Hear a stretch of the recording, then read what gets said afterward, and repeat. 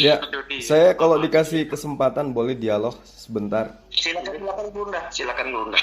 Baik, tadi Saya saya menarik eh, kesimpulan bahwa ketika saudara Prostia tadi mengatakan Yesus itu adalah Tuhan yang datang dalam rupa manusia.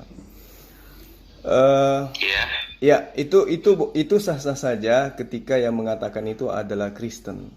Tapi tidak sah kemudian ketika yang mengucapkan itu adalah Yesus itu sendiri karena dia itu adalah nabi, menurut pengakuannya dia adalah utusan. Nah, ketika saudara mengatakan Yesus itu 100% Tuhan, 100% manusia, ya muncul pertanyaan kemudian yang menggelitik di benak saya.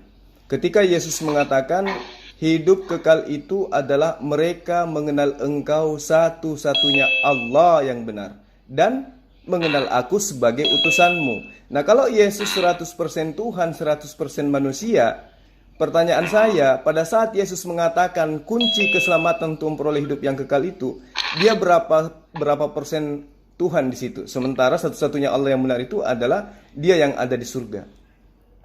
Nah, pada saat mana Yesus 100% Tuhan, 100% manusia? Pak, Allah itu bisa, kan tadi saya bilang yang di dalam Yohanes pasal 8 ayat 58, dia bisa ada di saat itu sedang berbicara dengan orang-orang Yahudi, dia juga ada pada saat Abraham ada. Dia bisa ada di bumi pada saat itu, dia juga ada di sorga pada saat yang bersamaan. Oleh karena itu dia mengatakan bahwa tidak ada seorang pun yang turun dari sorga kecuali anak manusia yang sekarang ada di sorga. Itu di dalam Yohanes pasal 3 ayat 13. Nah, kalau itu yang menjadi dasar pijakan, di dalam kitabnya Bani Israel, Yeremia 1 ayat 5, sebelum aku membentuk engkau dalam rahim ibumu, aku telah mengenal engkau, dan sebelum engkau keluar dari kandungan, aku telah menguduskan engkau. Aku telah menetapkan engkau menjadi nabi bangsa-bangsa. Nah, ini jelas sekali bahwa Yeremia itu sudah ada sebelum dia dikandung oleh ibunya. Kalau atas dasar daripada dalil Yohanes 8 ayat 58, aku ada sebelum Abraham ada. Yeremia juga berarti posisinya sama. Belum lagi kalau kita merujuk ke Salomo. Di Amsal 8, Salomo mengatakan dirinya ada sebelum langit digariskan. Yang ngomong Salomo atau yang ngomong siapa? Salomo yang ngomong. Kalau yang di dalam Yohanes itu kan Yohanes yang ngomong. Lebih absah pernyataan Salomo karena Salomo sendiri yang menulis kitabnya. Kalau Yohanes ini bukan tulisan Yesus, ini tulisan orang yang kemudian diklaim namanya Yohanes. Berarti pernyataan aku berkata kepadamu, Boleh, ya, boleh kita buka gak? Di dalam Yeremia perkataannya bagaimana? di dalam Yeremia jelas perkataannya di situ Yeremia 1 ayat 5. Sebelum aku Yeremia 1 ayat membentuk, 5. ya, Sebentar.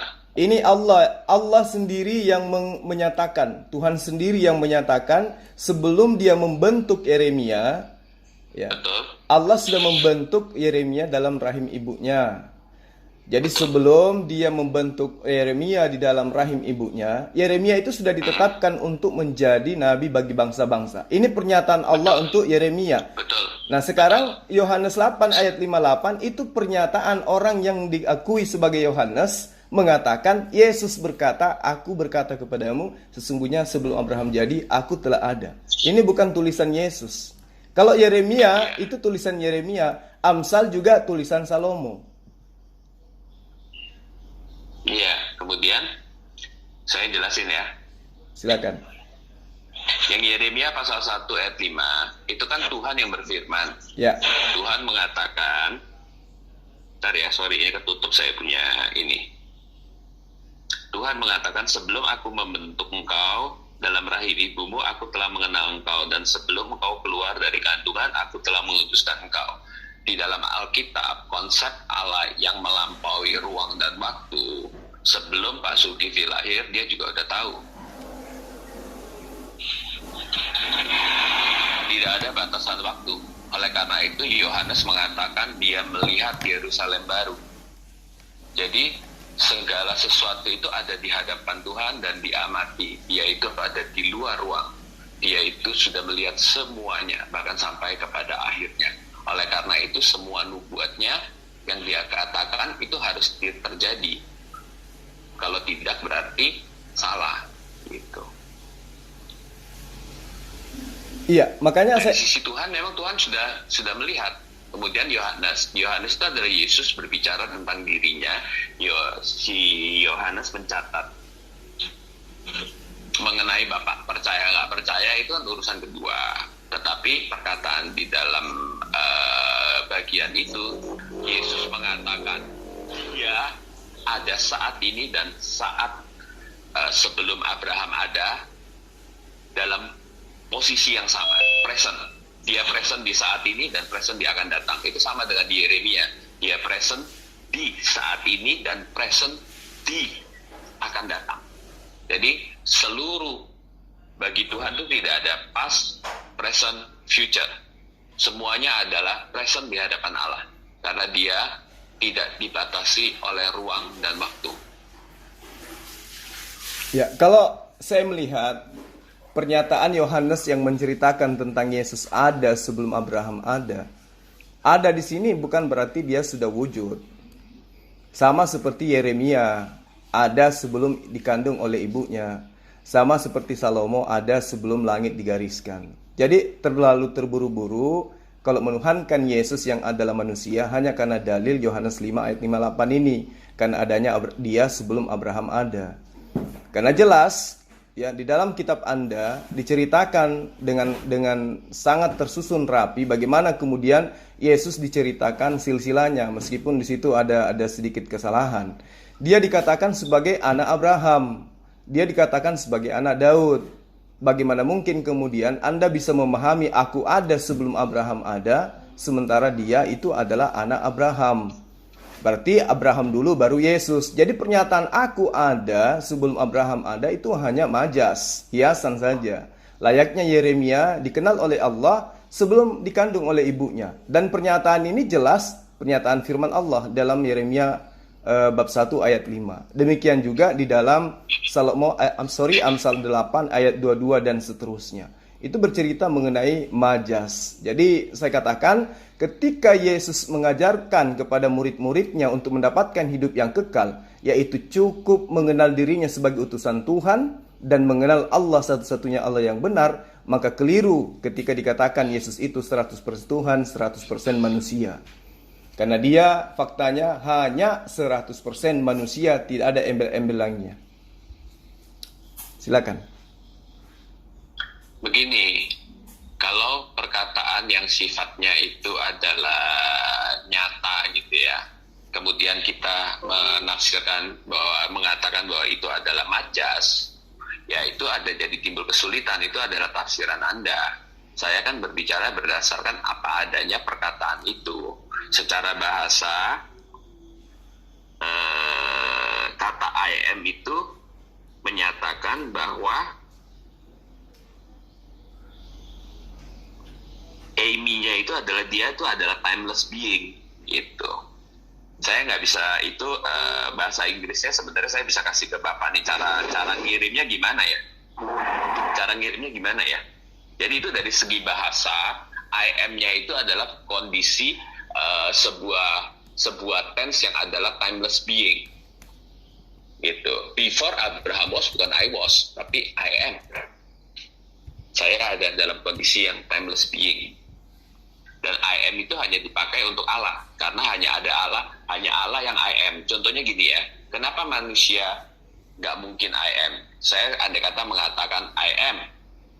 Maka I am yang tadi saya sebut itu, sekarang sudah bukan I am, tapi adalah I was.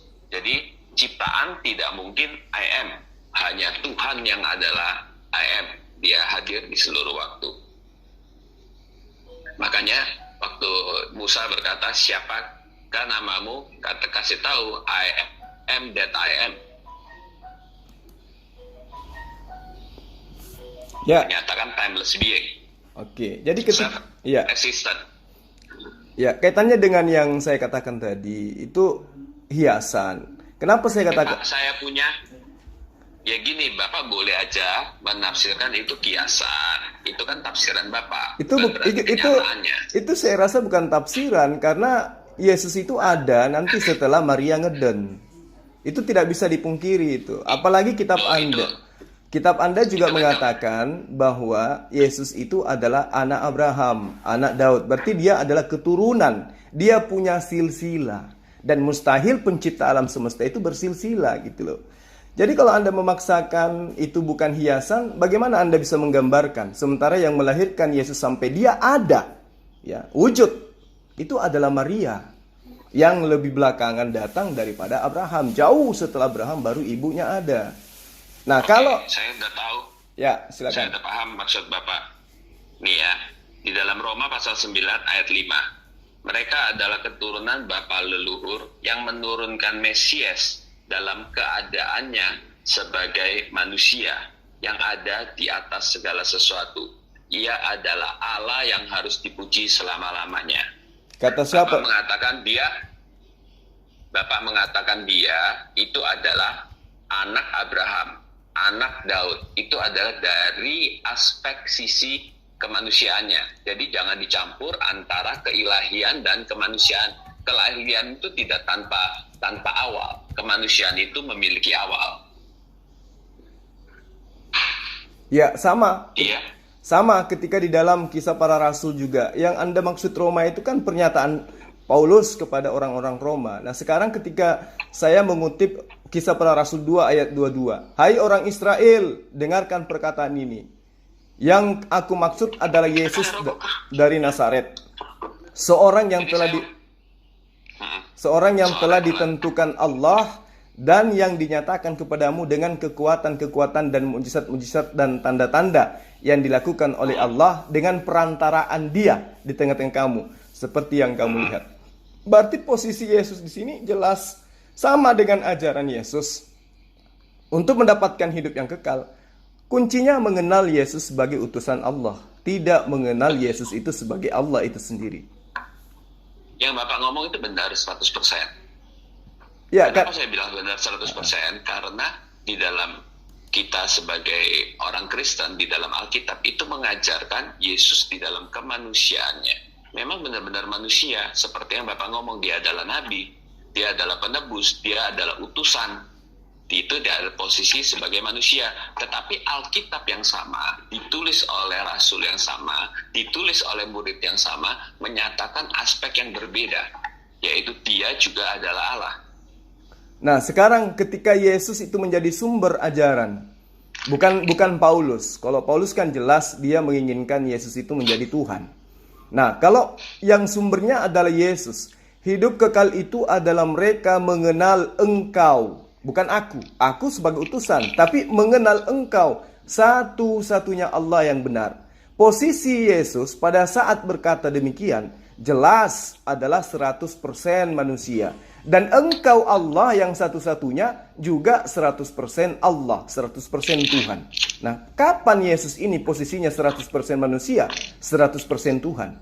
Sementara posisi 100% Tuhan itu sudah dikapling oleh Allah yang ada di surga. Yesus mengkapling 100% manusia pada saat dia di bumi. Nah, kapan dia posisinya 100% Tuhan, 100% manusia? Itu di mana posisi itu bisa diraih oleh Yesus? Pak, iman kita memang, kamu lihat ya, kamu bilang Paulus. Saya sih ngerti karena orang Islam memang tidak menerima Paulus karena memang mengatakan. Kemudian Paulus mengatakan, terpujilah Allah dan Bapa Tuhan kita, Yesus Kristus. Itu perkataan Paulus loh. Iya, memang. Jadi, betul. Memang iman Kristen di dalam Yohanes pasal 17 ayat 3 itu tidak salah. Kita percaya Bapa sebagai Allah, Yesus sebagai utusan. Tetapi tidak berarti Yesus yang adalah utusan itu bukan Allah juga. Nah, kalau Yesus adalah Allah juga, berarti yang bohong di sini siapa? Sementara Yesus mengatakan, Engkau satu-satunya. Nah, kalau satu-satunya, apakah menurut Anda ada dua-duanya? Ada duanya dari satu-satu itu. Nah, karena Bapak berpikir bahwa Allah itu seperti manusia.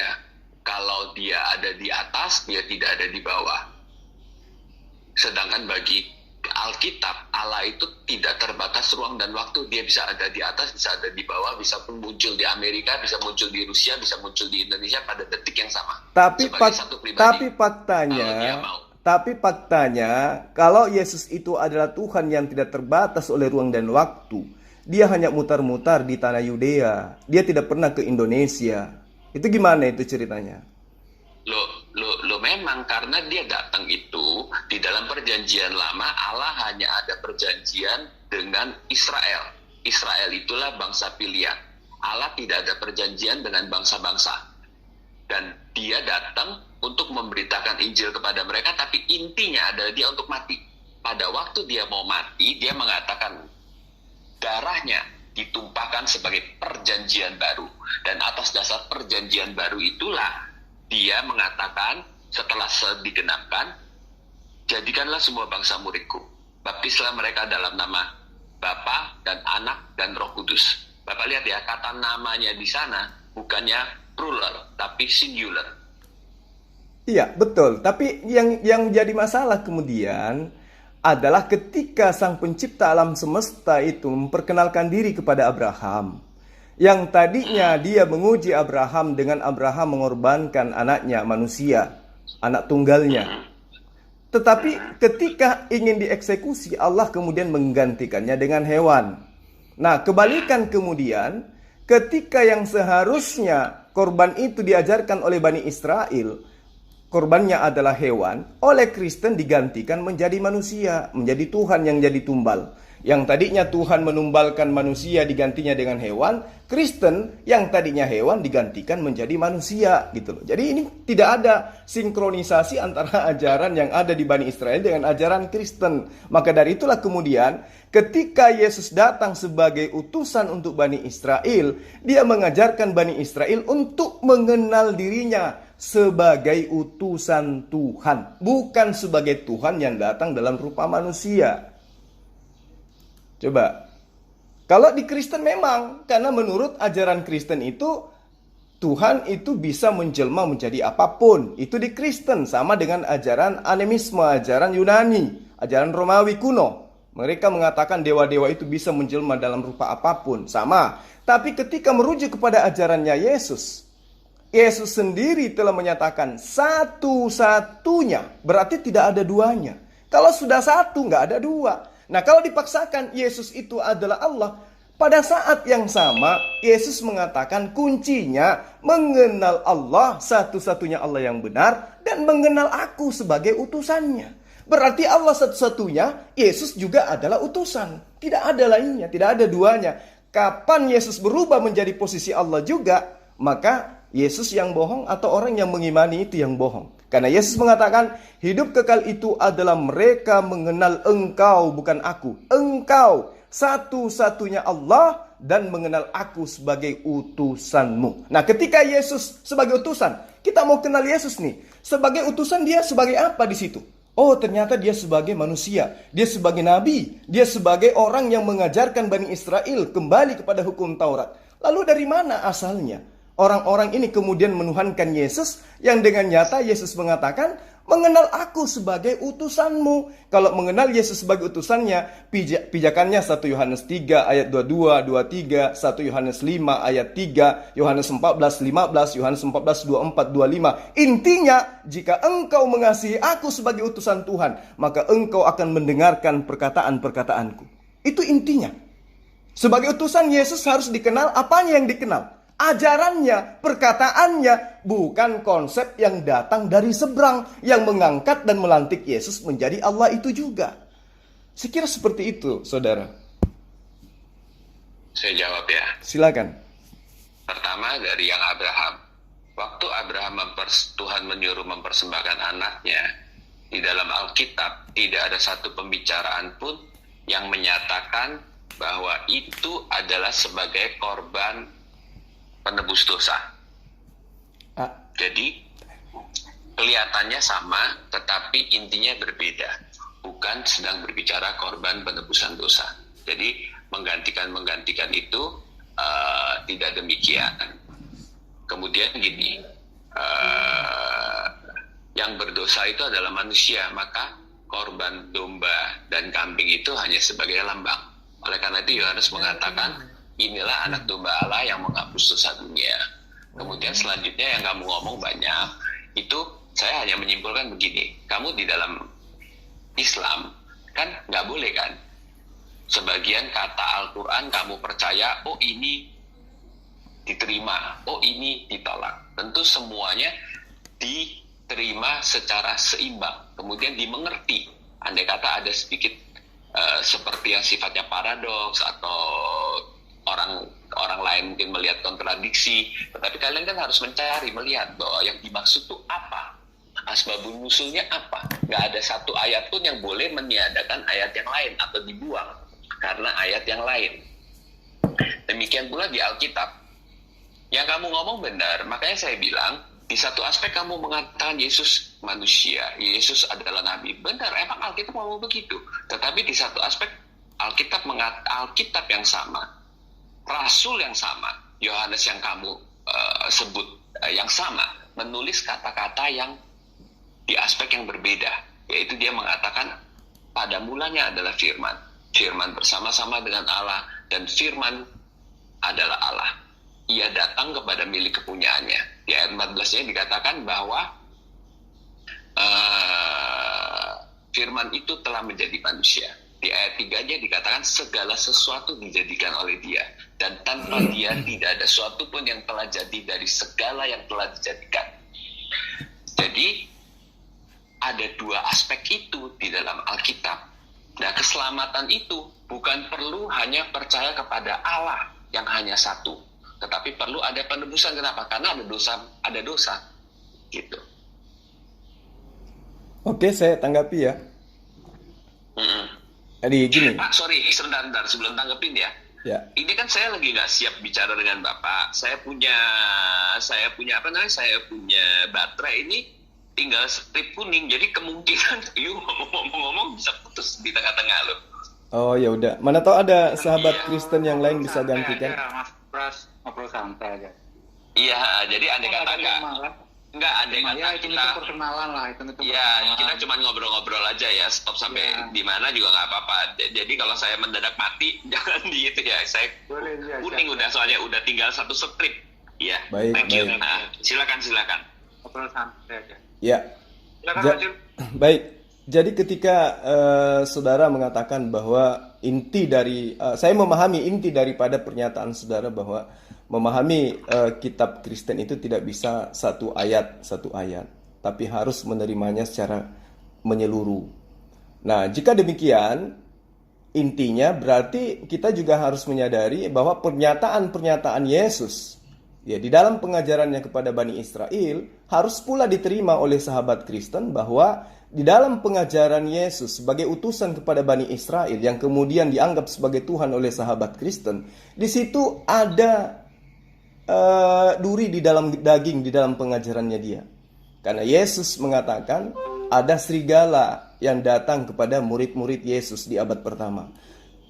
Ini fakta bahwa di dalam pengajaran Yesus dia berpesan kepada murid-muridnya untuk waspada kepada orang-orang yang berasal dari keturunan Benyamin, waspada terhadap orang-orang yang datang dari suku Farisi, waspada terhadap orang-orang yang menyatakan dirinya sebagai pernah melihat Yesus di padang gurun, di dalam bilik, dan seterusnya. Ini juga harus diterima. Jangan hanya sisi penolakannya itu hanya berdasar kepada Yesus itu tidak diterima sebagai Tuhan karena Paulus sudah mengajarkannya. Sebab itu kita yang dibenarkan karena iman, kita hidup dalam damai sejahtera dengan Allah oleh karena Tuhan kita Yesus Kristus. Itu pernyataan Paulus, supaya sama seperti dosa berkuasa dalam alam maut, demikian kasih karunia akan kuasa oleh kebenaran untuk hidup yang kekal oleh Yesus Kristus Tuhan kita. Itu pengakuan Paulus. 1 Korintus dikatakan juga bahwa demikianlah kamu tidak kekurangan dalam satu karunia pun sementara kamu menantikan pernyataan Tuhan kita Yesus Kristus. Jadi lagi-lagi yang menekankan bahwa Yesus itu Tuhan itu adalah Paulus. Nah, kembali kepada pernyataan saudara, Alkitab, Al-Quran harus diterima, tidak boleh cuma ayat per ayat, tapi diterima secara keseluruhan. Maka karena itulah kemudian saya mengatakan, saudara pun harus menerima kenyataan bahwa di tengah-tengah pengajaran murid Yesus muncul serigala-serigala yang Yesus katakan agar waspada kepadanya. Silakan. Iya, memang iya. Nah, serigala-serigala itu siapa? Serigala-serigala itu ya sesuai, yang tidak sesuai dengan ajaran yang ada dan dilakukan oleh para rasul. Sampai hari ini juga banyak serigala-serigala. Sampai hari ini juga banyak pengajaran sesat, paling banyak di Kristen daripada di agama-agama lain. Kemudian mereka yang mencari uang dengan firman Tuhan juga paling banyak di Kristen juga, benar gak? Ya, betul. Saya nggak mau nuduh agama lain, oke. Nggak ada masalah, memang ada hal seperti itu. Tetapi kan di sini adalah ajaran yang diterima oleh gereja mula-mula. Dan Paulus juga diterima bahkan oleh Petrus. Bahkan Petrus itu melanjutkan gereja yang dibimbing oleh Paulus gitu. Dan kemudian yang Paulus mengatakan, contohnya kayak dia mengatakan Tuhan, bukan hanya Paulus yang ngomong, Yohanes juga ngomong. Kecuali Paulus ngomong bertentangan dengan Yohanes. Gitu. Dan kita tidak melihat ada masalah antara Yohanes dengan Paulus, dengan Petrus, gitu. Gak ada kita nggak melihat hal itu, kecuali ada kontradiksi dari tulisan siapa namanya Paulus dengan perkataan dari Matius, Markus, Lukas, gitu. Wah, ini juga udah mau habis nih, udah ting-tong. Halo? Oke. Masih dengar ya Pak ya? Dengar. Nah, kalau demikian adanya, saya cuma ingin sekian banyak sahabat Kristen yang berdiskusi dengan saya. Saya minta kepada saudara, ketika di dalam Kejadian 49 ayat 1 sampai ayat 28, Yakub memanggil semua anak-anaknya dan menceritakan tentang nubuatan-nubuatan yang akan terjadi terhadap anak-anaknya. Di sana Yakub mengatakan kepada Benyamin bahwa Benyamin itu keturunannya kelak menjadi serigala. Dia yang mencabik-cabik, menerkam pada siang hari dan membagi-bagikannya pada malam hari. Nah, menurut saudara, di dalam ajaran Anda, dalam kitab Anda, ada tidak oknum dari keturunan Benyamin yang mengaku sebagai keturunan Benyamin? Yaitu Paulus keturunan Benyamin. Berarti apakah Anda tidak bisa membaca nubuatan itu digenapi oleh beliau? Enggak. Lalu siapa yang serigala di sini? Dari keturunan Benyamin, menurut Anda? Ini di dalam Alkitab itu kan ada kadang-kadang satu benda yang sama dia punya dua penafsiran yang berbeda, bahkan bertolak belakang. Seperti air ada lambang kematian, ada lambang Roh Kudus, gitu. Jadi tergantung pada ayat itu sedang membicarakan apa. Kalau kalian bicarakan soal ini kan baru ini yang namanya metafor atau apa. Nanti saya akan cari, saya nggak pernah mempelajari ini. Nanti saya akan lihat. Nanti di ke depan ketemu kamu lagi, saya akan jelaskan. Sebentar ya, saya lihat dulu ya perkataannya ya. Baik. Pasal berapa Pak? Kejadian 49. Iya. Karena saya terus terang ya, saya ini orang yang paling nggak pernah perhatiin sesuatu yang sifatnya metafor, yang sifatnya kayak nubuatan gitu. Saya tidak terlalu mendalaminya. Baik. Oke, silakan. Mungkin baterainya udah sangat low. Barangkali ada. Iya betul. Tapi thank you ya. Iya, sama-sama. Pembicaraan yang baik Kita sekali. ketemu lagi Mas Pras, biar Ya, atur boleh. jadwalnya, biar ya Boleh, sama-sama boleh. belajar lah, sama-sama belajar. Oke, thank you ya. Ya, Yo. sama-sama. Waktu dan tempat. Bye. Kontak aja Selamat sebenarnya. malam. Malam. Ya malam. PP-nya petinju, semangat sekali nih, fighting till the end. Bang Jody. Sepertinya ini baru Mas ya. Ini pas ini. Iya, saya dengarnya mirip suaranya ini layar teologi. Tapi beda kayaknya. Oh enggak, beda bro. Oh, beda. Beda. Suaranya Ya, maksudnya agak mirip. Oh enggak kok, beda kok. Yang penting bisa berdiskusi dengan baik lah, nggak mengucap itu aja oke. Iya. Mungkin Mbak Jody ada materi kali? Ya, saya ingin kasih tambahan saja. Sebetulnya kalau doktrin Tritunggal atau Trinitas itu semua corak itu sudut pandangnya selalu ontologis. Apa Mas Fighting ini ya? Mas Fighting ya namanya? Ya, Atau Ustadz ya? iya, betul. Kelihatan baru itu mas. Oh, jadi sudut pandangnya itu selalu ontologis. Jadi nggak ada sudut pandangnya ketika di bumi, ketika berkeliling, ketika lapar, nggak ada. Ya, kita ngomong doktrin Tritunggal loh ya, ini loh ya. Di Iya. sudut pandangnya itu sebelum surga bumi dibuat. Nah, untuk corak Trinitas sendiri artinya ada 4 corak. 4 corak itu yang pertama itu Ones. Ones itu tokoh di masa lalu itu Praxias dan Sabellius. Tokoh di zaman sekarang itu Pak Joshua Tewu, walaupun beliau juga nggak mengaku dirinya Ones, tapi sebenarnya ya corak doktrinnya Ones. Lalu kemudian yang aktif di dunia debat itu Samuel Siahaan. Itu corak doktrinnya Ones untuk yang zaman now ya, zaman dulu itu Praxias sama Sabellius. Lalu yang kedua itu corak doktrin yang subordinasi. Nah, itu Trinitas subordinasionisme, itu disebut juga Triteos, yang 3 Allah. 3 Allah intek ya, solid ya, memang 3 yang disebut Allah yang benar atau prima causa ya, hanya Allah Bapa. Nah, itu dianut oleh Tertullianus, kemudian Eusebius, lalu Justin Martyr, kemudian Origenes. Nah, itu tokoh-tokohnya Trinitas. Nah, jadi Trinitas itu subordinasionisme. Lalu kemudian di Konsili Nisea itu muncul paham baru yang apa ya, yang agak berbeda dengan yang diajarkan oleh sebelumnya. Itu disebut homoousios. Di homoousios itu digagas oleh ideologi ini digagas oleh Uskup Athanasius. Ya. Kalau homoousios itu dia bukan subordinasionisme, tapi 3 saudara yang setara. Jadi benar-benar kakak beradik setara, Bapa, Anak, dan Roh Kudus setara. Nah, itu jadi analoginya itu sebenarnya 3 saudara yang setara. Nah, tapi kalau mereka mengakui bahwa itu doktrinnya 3 saudara yang setara, ya nggak kena, ya bakal apa namanya, bakal nggak punya pengikut. Nah, supaya nggak ketahuan, mereka membuat itu hanya sebagai alibi. Jadi terus mereka membuat semacam kayak apa ya, alibi itu supaya ya lolos lah dari dakwaan menyimpang gitu. Jadi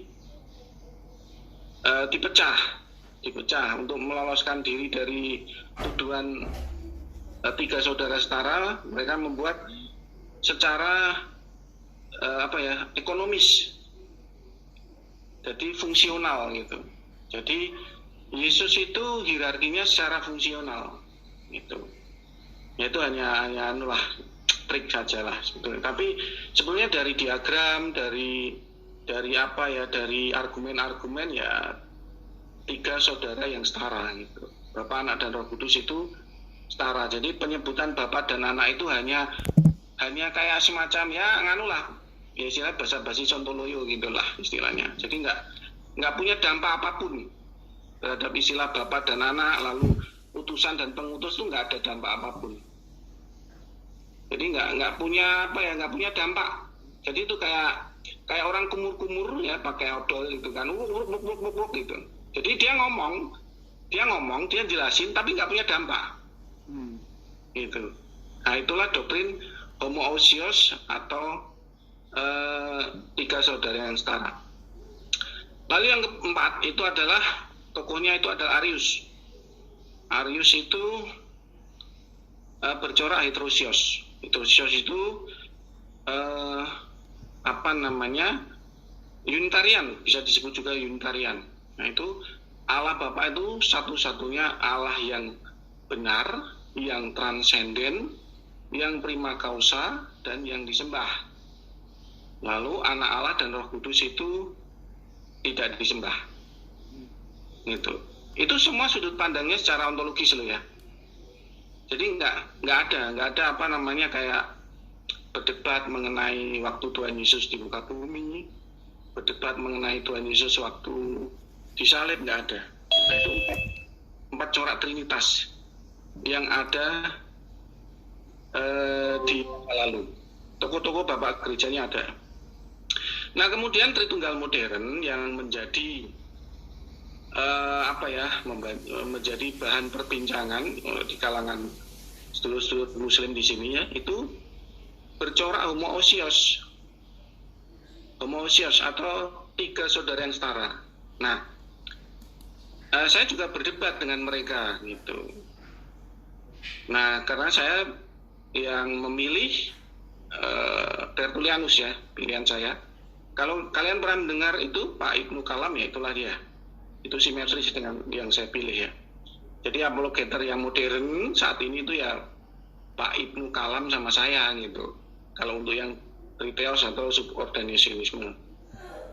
Kalau yang simetris dengan doktrin itu untuk gereja yang modern ini sebetulnya ada Pak Pendeta Erastus Abdono, tapi karena beliau tidak mau untuk terjun dunia debat, jadi ya tidak pernah ada seorang pendeta yang terjun di dalam apologetik Trinitas yang bercorak doktrin subordinasionisme, nggak ada. Nah, lalu kemudian kalau yang heterosios itu Frans Donau, itu tokoh modernnya, itu juga punya channel YouTube yang disebut Wartawan Injil. Gitu. Di antara empat corak ini, sebetulnya itu ya sebetulnya ruwet Mas itu. Ya ruwet, betul.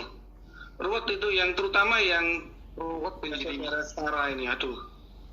Saya tuh sampai mempelajari Meganthropus, Pisitanthropus itu kesimpulannya bagaimana tuh Mas? apa? Ya kan itu tadi bicara Meganthropus, Pisitanthropus Sebetulnya itu saya nggak mau itu sepertinya. Saya nggak mau menyebut istilah-istilah Yunani, Pak. Nah ya itu, kita pakai Meganthropus sama Pisitanthropus saja ya. Iya betul. Atau Megalamona. Tapi terpaksa karena begini, kalau saya nggak menyebut istilah-istilah di atas itu nanti saya dikira ngarang bebas. Itu. Saya aja dulu waktu pertama kali sering nyebut itu sering kecetet loh lidah saya tuh, saya wong Jawa. Bener. Dari sampai itu melon ikut mana? Oh saya kan Ibnu Kalam sama dengan Pak Iya. Ibnu Kalam. Jadi pada prinsipnya pernyataan saudara yang terakhir itu harusnya menjadi acuan bagi orang Kristen yang lain. Selayaknya kami umat Islam, kami membiasakan lidah kami itu menggunakan bahasa Al-Quran. Nah, adalah lucu kemudian ketika Anda mencoba untuk menggunakan seragam Anda yang asli, kemudian Anda merasa kaku gitu lah. Wajarnya ya, sahabat Kristen itu harus mahir menggunakan bahasa Yunani, karena itu adalah ori daripada kitab Anda. Nah, kemudian penjabaran saudara tentang kaitannya ontologi itu. Ini saya rasa selama manusia ya menuhankan Yesus, menghambakan diri kepada Yesus, menganggap Yesus itu bagian daripada Tuhan dalam arti kata apakah dia itu berupa teofaninya atau apapun itu, bukan sebagai rasul yang diberi titah untuk menyampaikan firman Tuhan, tapi lepas daripada itu, apalagi kalau sudah masuk pada konsep logos, maka Anda menghindar dari pernyataan-pernyataan yang Anda buat sendiri kaitannya dengan ontologi, tetap aja akan terikat ke sana, meski pada dasarnya akal memang tidak mengakui itu. Tetapi pada prinsipnya selama mendudukkan Yesus ya sama seperti Ibnu Kalam, maka Anda tidak bisa lari dari ontologi itu sendiri, karena ya disitulah Kristen mutar-mutarnya di situ. Tahu ya Pak ya. Pernah ngikuti YouTube-nya ya Pak ya. Siapa Bang? Pak Ibnu Kalam panjenengan. Oh, saya sering dialog sama dia. Oh, ya itu sama coraknya. Oh iya, kalau bagi saya itu Ibnu Kalam itu rapati Jawa itu, gak patek Jawa wong. Ya ini khusus orang Jawa aja yang pahami. Di Jawa. Kalau bahasa Bugis itu PT-PT itu. Oh, PT-PT. Aku PT-PT, mantre-mantre. Mantre. Kalau bahasa Saya pertama kali dengar di YouTube itu agak kaget juga gitu loh, kok bisa ya orang kok bisa tahu ya doktrin Tertullianus secara benar ya, secara proper ya maksudnya. Dia belajar dari mana ya gitu.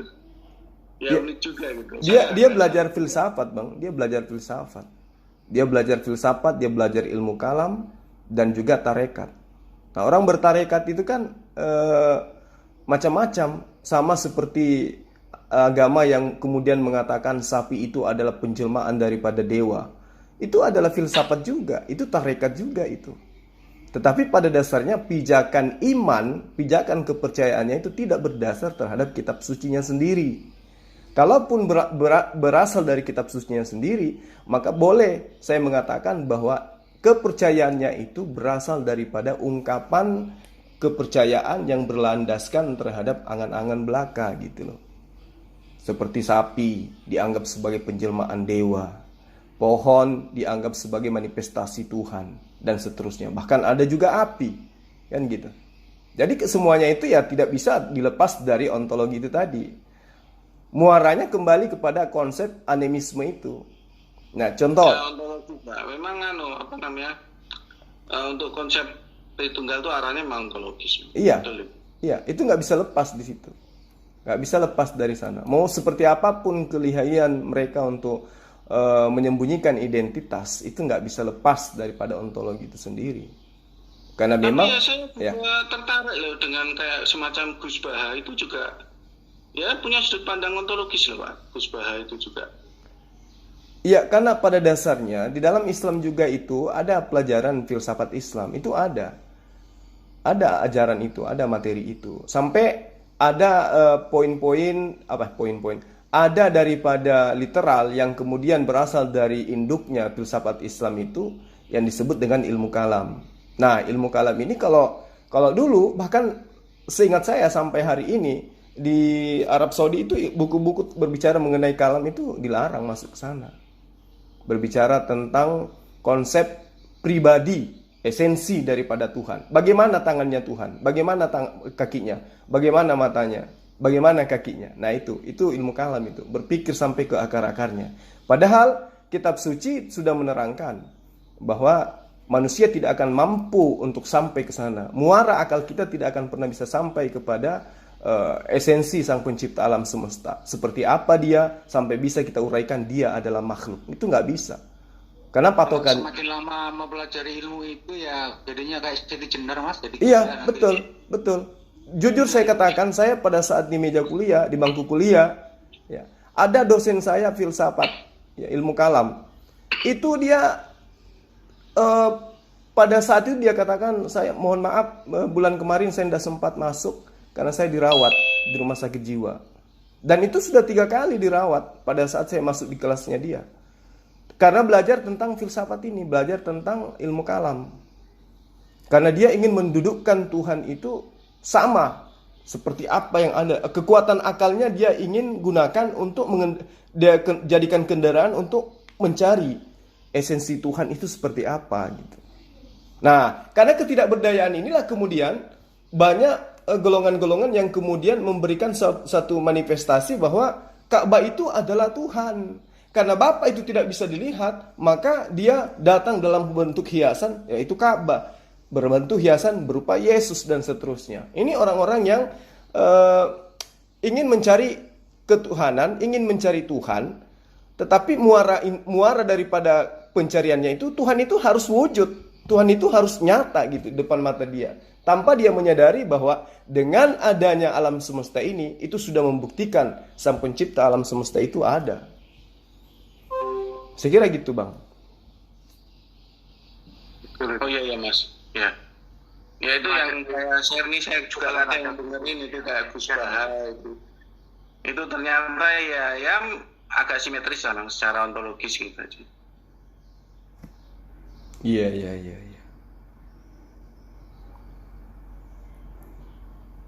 Oke, lalu bagaimana menurut Bang Jody sikap iman kepercayaannya terhadap keberadaan Yesus itu sendiri?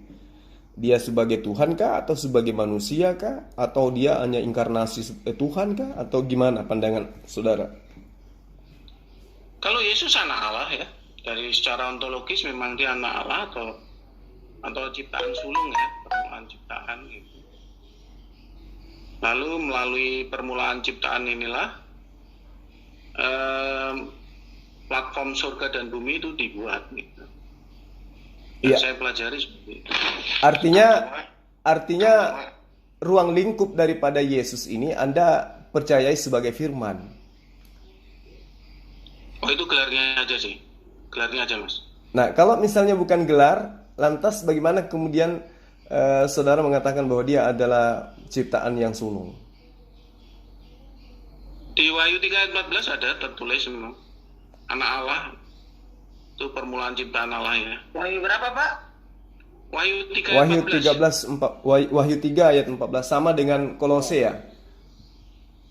Oh, bukan, Wahyu kitab terakhir. Oh. Kang Juma, Ya. Wahyu 3:14 kan? Iya, betul. Kang Juma, Ya, mohon izin saya ingin bertanya sedikit, boleh nggak? silakan. Yang penting jangan tanya tentang gaji bulan ini belum masuk. Enggak, saya mau bertanya ke Pak Jody. Oh. Pak Jody, Silakan. Pak Jody, selamat Iya. malam. Selamat malam Pak Jody. Iya, Salam sejahtera. salam sejahtera. Ya, begini, setiap Kristen berdebat gitu loh, dia selalu memakai kata filsafat Yohanes 1 ayat 1 sampai dengan 14. Nah, di situ kan menurut Pak Jody, di situ kan membicarakan oknum Yesus kan ya? Iya nggak? Iya. Nah, tapi Pak Jody, mohon maaf, mungkin saya yang salah atau saya yang tidak tahu penafsiran. Coba Pak Jody dibuka di Yohanes 1 ayat 13, di ayat 13-nya gitu. Di situ ada kata jamak orang-orang, Pak. Jadi bukan hanya Yesus yang dilahirkan oleh roh gitu kan. Itu makanya ke situ. Yohanes 1 ayat 13-nya. Ntar saya buka ya, saya bacakan ya. Ya, Nah, ini kan nyambung dengan percakapan Yesus dengan Nikodemus di Yohanes 3 ayat 3 sampai dengan 5. Nah, ini nyambung. Saya bacakan aja yang Yohanes 3 ayat 5 ya, Pak ya. Jawab Yesus, aku berkata kepadamu, sesungguhnya jika seorang tidak dilahirkan dari air dan roh, ia tidak dapat masuk ke dalam kerajaan Allah. Nah, di sini sudah jelas, Pak. Jadi bukan hanya Yesus yang dilahirkan dari air dan roh gitu loh. Pasti ada oknum yang lain gitu. Jadi konteksnya kembali lagi ke Yohanes 1, dari Yohanes 1 ayat 1 sampai 14 itu konteksnya bukan hanya Yesus gitu yang dilahirkan dari roh itu. Jadi ini saya menafsirkan, ini boleh dong menafsirkan sendiri. Ya. Jadi ini penafsirannya untuk para nabi gitu loh. Jadi orang-orang pilihan gitu kurang lebihnya, silakan.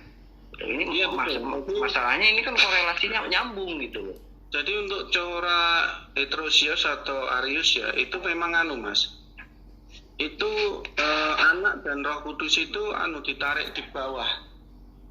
Jadi ontologisnya itu jebret ke bawah. Jadi antara hierarki Bapa, Anak dan Roh Kudus itu jebret ke bawah, lalu kemudian Anak dan Roh Kudus itu setara dengan Tom itu kan cari film jadi dulu. Ya. Halo? Ini saya bacakan dulu. Saya bacakan di Yohanes 1 ayat 13-nya ya, Pak ya. Ya. Orang-orang yang diperankan bukan dari darah atau dari daging, bukan pula secara jasmani. Berisikan mic-nya ya. Berisik suaranya. Saya. Saiful. Iya. Kita bisikan mic-nya. Suara. Iya. Ada background suara yang masuk nggak sengaja tuh. Kalau nggak ngomong silakan di mute dulu ya mic-nya biar nggak mengganggu di sini. Ya. Saya bacakan lagi ya Pak Jody. Oke. Monggo. Orang-orang yang diperanakan bukan dari darah atau dari daging, bukan pula secara jasmani oleh keinginan seorang laki-laki, melainkan dari Allah. Nah, di sini kan orang-orang Pak. Jadi bukan hanya Yesus. Itu yang saya tafsirkan gitu, yang saya tafsirkan sendiri gitu loh ya. Ketika saya membaca Alkitab Bapak di Yohanes 1 ayat 13. Jadi keseluruhan dari Yohanes 1 ayat 1 sampai 14 itu maknanya ketika berbenturan dengan ayat 13, jadi bukan hanya membicarakan tentang Yesus, tapi ada oknum yang lain gitu loh. Silakan Pak. Kalau yang corak heterosios itu memang Pak. Jadi Yesus, malaikat, nabi, anak Allah itu sejajar. Jadi yang di atas itu ontologis itu hanya Allah Bapa. Memang begitu. Jadi premisnya ya ke arah situ. Jadi premisnya tuh anak Allah di drop gitu loh. Jadi kayak garis hierarki itu anak Allahnya di drop. Jadi kalau istilah dunia forex itu bearish gitu. Candle bearish yang engulf gitu. Itu di drop gitu.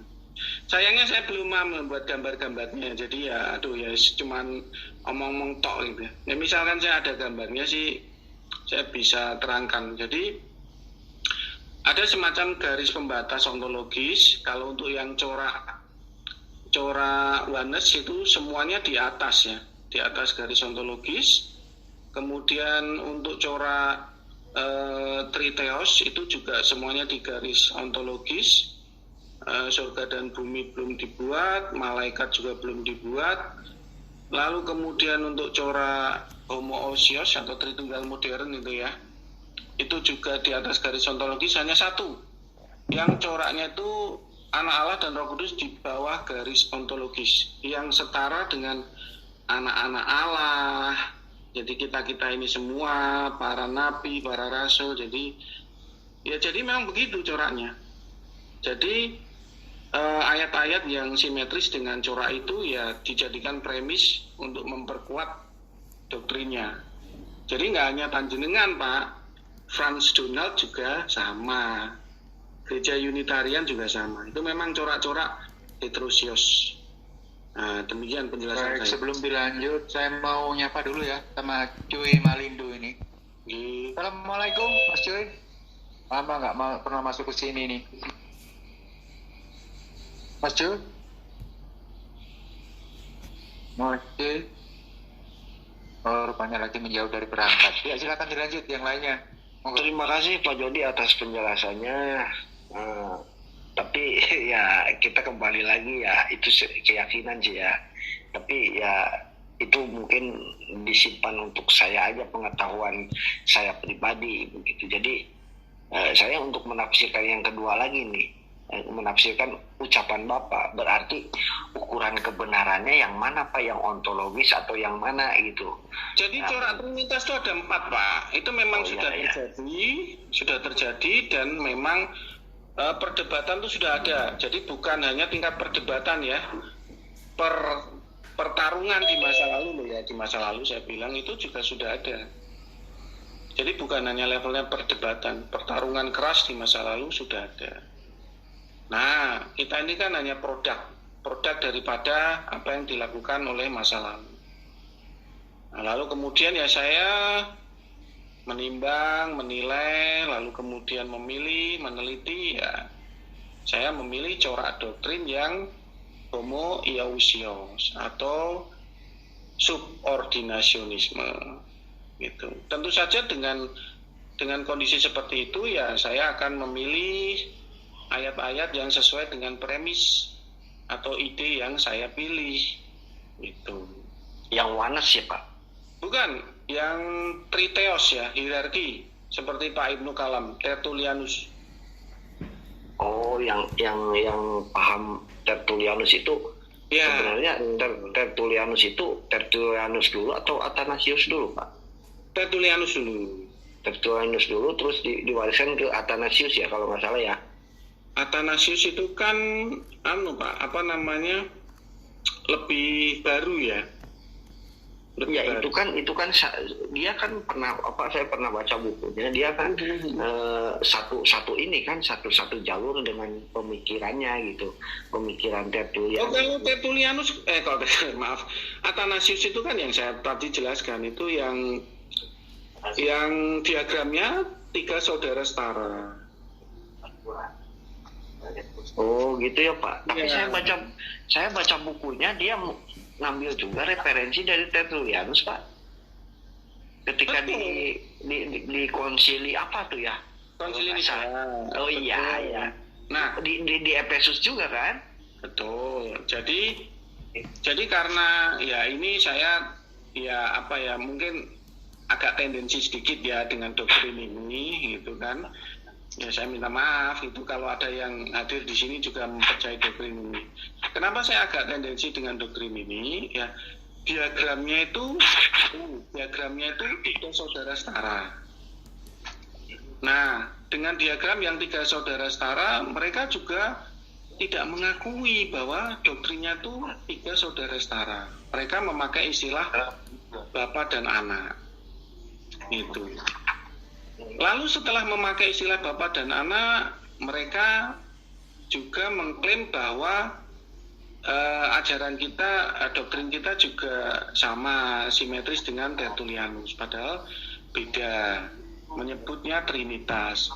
Trinitas dan homoousios itu beda, Mas. Trinitas itu dari Tertullianus dan itu subordinasionisme, bukan homoousios. Homoousios itu diagramnya tuh 3 saudara yang setara.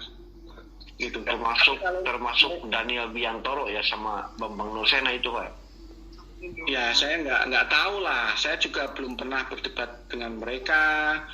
Mereka juga nggak mungkin mau mengakui bahwa mereka berdoktrin 3 saudara setara ya. Kan saya nggak bisa memaksa. Tapi saya hanya menjelaskan bahwa Ada diagram 4 yang mereka pandangan gambar, tentang Trinitas. diagram yang mereka gambar dan menyatakan Bapa, Anak, dan Roh Kudus setara itu punya konsekuensi. Dan sekte yang satu saya ini kadang ya diskusi mengambil dengan mereka, ayat-ayat saya juga yang kasih sesuai tahu, dengan mereka konsepnya menolak. saja, konsep Katanya nanti merendahkan sektenya Yesus. saja. Kalau merendahkan Yesus itu Luar bidat, biasa. masuk neraka. Loh, saya enggak bilang bidat masuk neraka konteksnya, Pak. Saya bilang begitu. Diagram yang panjenengan gambar. Ini saya debat dengan mereka loh ya. Bapa dan Anak dan Roh Kudus itu setara. Sejak prima causa. Mereka ketiga-tiganya transenden. Lah, saya tuh bilang, itu memiliki dampak loh, Pak. Dampak logika bahwa mereka itu bukan bapak dan anak, tapi kakak adik, 3 saudara yang setara gitu. Nah mereka nggak mau disebut 3 saudara yang setara, mereka maunya disebut bapak dan anak. Loh saya bilang kalau bapak dan anak pasti subordinasionisme. Lalu mereka juga bilang kalau subordinasionisme itu merendahkan Yesus, nanti jadi bidat, masuk neraka, dikutuk bapak-bapak gereja. Lah susah, saya debat sama mereka terus saja agak sulit. Jadi ngalor juga enggak, ngidul juga enggak, ngetan juga enggak, ngulon juga enggak. Tapi pemikiran Bapak yang saya amati, Bapak itu masuk persis dengan Erastus Sabdono, Pak. Lu kan saya udah bilang tadi. Oh iya ya. Oh saya nggak dengar. Mungkin saya lagi ngantuk tadi. Sorry. Barangkali yang lainnya boleh ikut turun rembuk ini. Yang Kristen mana ini ya? Mau follow chat nih mana tadi barusan masuk. Silakan yang lain untuk ya diskusi santai lah. Oke, saya sedikit lagi Bang, ya meneruskan yang tadi. Boleh silakan. Nah, kalau misalnya Bang Jody ini menjadikan acuan konsep iman terhadap Yesus itu kepada Wahyu 3 ayat 14. Di situ kan jelas dalilnya Yesus ini disebut sebagai permulaan dari ciptaan Allah, arche. Di situ ada kata arche dalam bahasa Yunani. Nah, apa Anda mengimani Yesus itu juga adalah ciptaan? Iya betul. Berarti dia bukan Tuhan lah ya. Wahyu berapa tadi? Wahyu 3 ayat 14. Oke. Berarti saudara mengimani Yesus itu bukan Tuhan karena dia adalah ciptaan. Kalau sampai di situ enggak, ya kebetulan juga dia menjadi pencipta kita, jadi ya boleh juga dianggap Tuhan. Kenapa bisa? Ini sesuai dasar dalil loh. Dia adalah permulaan dari ciptaan. Iya betul. Berarti dia ciptaan karena dia adalah ciptaan yang pertama. Di situ dikatakan archetes Kriseos. Ya. Ya. Jadi Yesus itu jelas dikatakan di dalil ini bahwa dia adalah permulaan dari ciptaan Allah. Iya. Berarti Yesus adalah ciptaan. Iya betul. Nah, kalau dia adalah ciptaan, kenapa kemudian Anda bisa imani dia sebagai pencipta? Ya kan memang dia pencipta juga. Ini dia makanya saya katakan Anda tidak akan pernah lepas dari antologis itu tadi. Akan muaranya kembali ke sana. Yesus Anda imani sebagai ciptaan, tetapi Anda imani juga sebagai pencipta. Coba. Betul. Ini larinya ke filsafat. Bagaimana kemudian Anda bisa menganalisa dengan akal sesuatu yang adalah ciptaan adalah pencipta? Sama Gus Baha itu sama. Ya itu dia. Nur Muhammad juga pencipta kok. Iya, kalau Nur Muhammad pencipta kan dia Rasulullah Muhammad SAW itu kan memang ciptaan kan gitu ya. Nah sekarang, Iya kan sama. Makanya saya tadi posting. iya karena itulah kemudian kami tidak menyembah Rasulullah Muhammad SAW. Nah di sini Anda mengakui Yesus itu adalah ciptaan. Setara dengan apa yang tertuang di dalam Kolose 1 ayat 15. Yesus adalah gambar Allah yang tidak kelihatan, yang sulung, lebih utama dari segala yang diciptakan. Jadi Yesus itu adalah lebih utama dari segala ciptaan. Berarti dia adalah ciptaan yang lebih utama dari segala yang diciptakan. Sama dengan kitab Wahyu. Makanya saya tanya, bagaimana kemudian saudara mendudukkan Yesus sebagai pencipta? Di muka bumi ini ciptaan sulung, terus menciptakan platform itu hal yang biasa.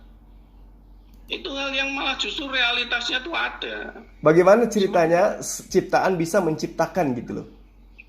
Allah itu banyak sekali ya kayak gitu. Sekarang begini ya contoh ya, Larry Page. Larry Page kan punya Google. Dia kan transenden bagi dunia maya. Dia mau membuat platform, ya kan? Dia pasti akan membuat ciptaan sulung. Siapa ciptaan sulung bagi Larry Page? Ya kecerdasan buatan lah, AI. Lalu Roh Kudusnya siapa? Roh Kudusnya sistem operasi, software. Lalu siapa yang diciptakan? Ya platform itu, akun-akun. Lalu Ya, itu kalau Anda berbicara perspektif yang ada saat sekarang. Ini kaitannya dengan penciptaan dalam arti kata pencipta alam semesta. Yesus ini adalah bagian daripada alam semesta yang diciptakan. Nah, bagaimana kemudian dia bisa Anda imani sebagai pencipta? Ya kan udah jelas di Yohanes 1 ayat 3. Dunia dijadikan olehnya. Olehnya kan siapa? Tuhan Yesus. Bukan. Yang dimaksud di situ adalah firman. Bukan Yesus. Oh itu gelar. Gelar atau hologos, gelar mas. Ya, Sang itu firman. dia. Allah menciptakan dengan firman kan? Anda tidak bisa kemudian mengatakan bahwa Yesus itu adalah firman. Enggak, itu memang konteksnya di Yohanes 1 ayat 1 itu gelar sang firman. Itu sesuai dengan Wahyu berapa ya? 13 atau 19 atau gimana ya? Iya yang bergelar firman Allah. Jadi gelar firman Allah itu ditujukan pada Yesus.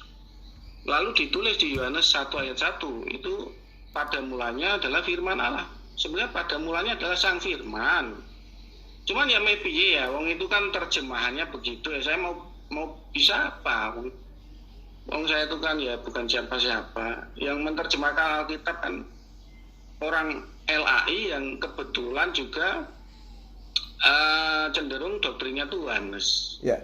Jadi ini yang Anda jadikan sebagai acuan kemudian pada mulanya adalah firman.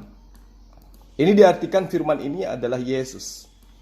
Pada mulanya adalah sang firman. Sebetulnya arti aslinya loh ya mas. Menurut saya loh ya, ini menurut saya. Karena doktrin saya kan memang subordinasionisme. Untuk terjemahan subordinasionisme itu adalah pada mulanya adalah sang firman. Itu cocok juga dengan Wahyu 3 ayat 14. bahwa anak Allah atau Sang Firman atau Amin, saksi setia yang benar itu memiliki permulaan.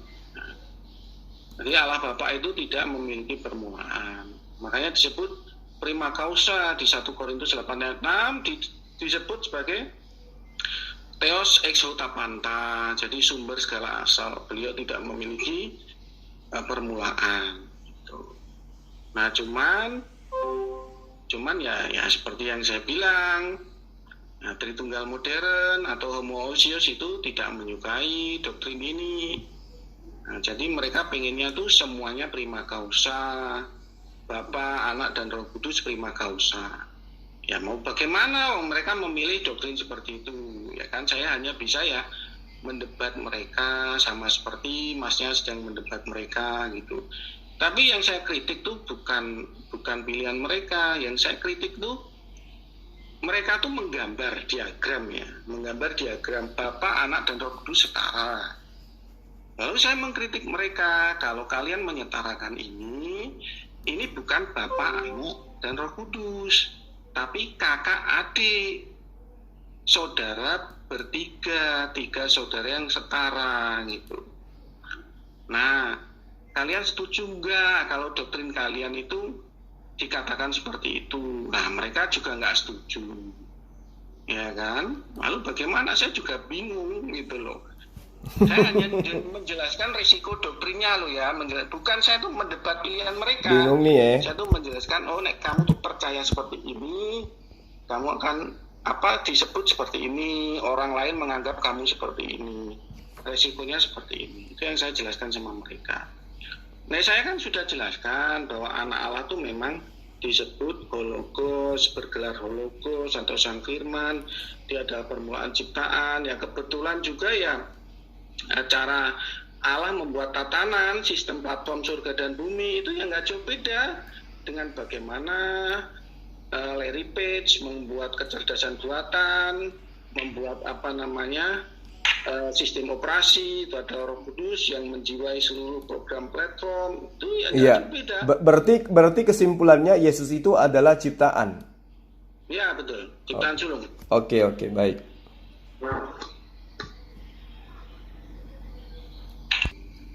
Jadi sahabat-sahabat sekalian, mau kita berdiskusi dengan siapapun dari narasumber Kristen, itu kita akan menemukan sesuatu yang ganjil gitu ya, sesuatu yang unik, tidak rasional. Nah, malam ini kita berdialog dengan 2 orang narasumber dari Kristen, yang mana yang satu kelimpungan ketika dia mengatakan Yesus itu 100% Tuhan dan 100% manusia. Sedangkan ajaran Yesus yang 100% Tuhan itu adalah Allah, dan dirinya juga adalah 100% manusia. Jadi Allah tidak memiliki sisi kemanusiaan dan Yesus juga tidak memiliki sisi ketuhanan. Masing-masing berdiri pada kodratnya masing-masing. Nah, itu bingung dia. Akhirnya dia pamit. Kemudian muncul lagi satu dari sekte yang baru, mengatakan Yesus itu juga adalah sembahan. Di sisi lain dia mengaku Yesus itu adalah ciptaan. Tapi poinnya kemudian adalah kita yang berakal sehat ini sudah bisa melihat bahwa sembahan Kristen itu betul adalah ciptaan Tuhan. Yang menciptakan Yesus adalah Tuhannya umat Islam, Allah yang maha suci lagi maha tinggi. Ini adalah bukti kemenangan umat Islam. Jadi di dunia debat ya, sudah muncul sosok yang mengatakan Yesus itu adalah ciptaan dengan berani. Sebenarnya sahabat-sahabat Kristen lainnya juga mengakui itu, tapi mereka mengembel-embeli untuk menutupinya dengan istilah Mesias lah, istilah Firman lah, istilah anak Allah lah, dan berbagai macam ya asumsi-asumsi yang bisa mereka manfaatkan untuk menutupi jati diri Yesus yang sebenarnya. Karena itulah para sahabat sekalian, jangan pernah tergiur dengan apapun untuk mengajak sahabat meninggalkan ajaran agama Islam. Islam adalah agama rahmat, Islam adalah agama yang sempurna, mendudukkan akal pada porsi yang sesungguhnya, mendudukkan semua pada levelnya masing-masing. Allah adalah Khalik dan makhluk itu adalah ciptaan, termasuk Yesus. Maka hanya kegilaanlah yang bisa membuat manusia itu menyembah ciptaan Tuhan. Hanya pada posisi manusia tidak waraslah kemudian yang mendudukkan ciptaan itu sebagai sembahannya. Ya, jadi tidak ada bedanya dengan agama lain yang menyembah sapi, menyembah batu, menyembah api, menyembah pohon dengan mereka yang menyembah Yesus. Karena dengan lisannya sendiri diakui Yesus itu adalah ciptaan Tuhan itu sendiri. Saya ingin mengutip apa yang kemudian tertuang di dalam konsep yang didudukkan, yang digunakan oleh Kristen untuk mendudukkan Yesus sebagai Tuhan, di mana konsep itu sebenarnya adalah konsep himne Plato, filsafat yang mengajarkan bahwa dewa itu datang dalam rupa manusia melalui logos atau firman atau perkataan. En arche en hologos, kai ho logos, en proston theon, kai dan theos. Jadi di sini ada kata kai dan, ya, artinya dan dikatakan theos en hologos. Dan firman itu adalah Allah itu sendiri, dan perkataan itu adalah Allah itu sendiri. Nah, kalau filsafat ini, konsep ini yang bukan firman Tuhan dan bukan sabda Yesus, mereka jadikan sebagai pijakan untuk mendudukkan Yesus sebagai Tuhan, mereka keliru. Karena yang dimaksud firman di sini adalah perkataan Allah, bukan Yesus. Karena Yesus itu adalah ciptaan, sebagaimana yang dia disampaikan oleh saudara Jordi tadi di dalam Wahyu 3 ayat 14, bahwa inilah perkataan dari Al-Amin, saksi yang setia yang benar, permulaan dari ciptaan Allah. Jadi Yesus itu diimani sebagai permulaan ciptaan Allah. Padahal kita tahu bukan Yesus menjadi permulaan ciptaan. Lebih duluan kandang domba diciptakan daripada Yesus. Jadi mustahil kalau Yesus itu adalah permulaan penciptaan. Lalu kemudian di dalam Kolose 1 ayat 15, di situ juga dikatakan Yesus adalah gambar Allah yang tidak kelihatan, yang sulung, lebih utama dari segala yang diciptakan. Nah, Yesus ini adalah ciptaan yang sulung. Ini juga adalah merupakan dalil yang sering saya gunakan untuk menyampaikan kebenaran kepada teman-teman Kristen, bahwa Yesus itu adalah ciptaan. Yesus itu adalah ciptaan. Karena dia adalah ciptaan, maka tinggalkanlah ajaran yang menyembah kepada ciptaan. Saya kira begitu para sahabat-sahabat sekalian. Terima kasih atas perhatiannya selama ini. Akhir kalam dari saya, wabillahi taufiq wal hidayah. Assalamualaikum warahmatullahi wabarakatuh. Salam satu Tuhan.